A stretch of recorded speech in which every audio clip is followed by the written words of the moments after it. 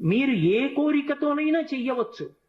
ఆయన పరబ్రహ్మస్వరూపుడై అనుగ్రహించేస్తాడు. ఎందుకంటే అలా యోగమునందు నిలబడగలిగిన ప్రజ్ఞాశాలి కనుక. శ్రీరామాయణంలో ఒక చమత్కారం ఉంది. దాని పేరే రామాయణము. రాముడితో మిగిలిన వ్యక్తులందరూ నడుస్తారు.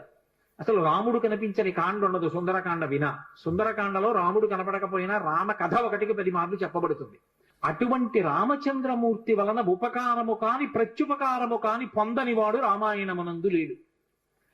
ఆయనకి ఉపకారం చేసిన వాళ్ళందరికీ ప్రత్యుపకారం చేశారు. ఒకవేళ ఉపకారం చేయకపోయినా ఉపకారం చేశారు. కానీ ఆయన ఉపకారాన్ని పొంది కూడా ప్రత్యుపకారం నేను చెయ్యలేను అని చెప్పింది ఎవరితో అంటే ఒక్క హనుమతోని చెప్పాడు. రామాయణ పరిసమాప్తి సమయంలో హనుమని దగ్గరికి పిలిచి గట్టిగా కౌగిలించుకుని ఒక మాట అన్నారు. మదంగే జీర్ణతాం యాతు యత్పయోపకృతం కపేహి నరహ ప్రత్యుపకారాణం ఆపత్సాయ అతిపత్రతాం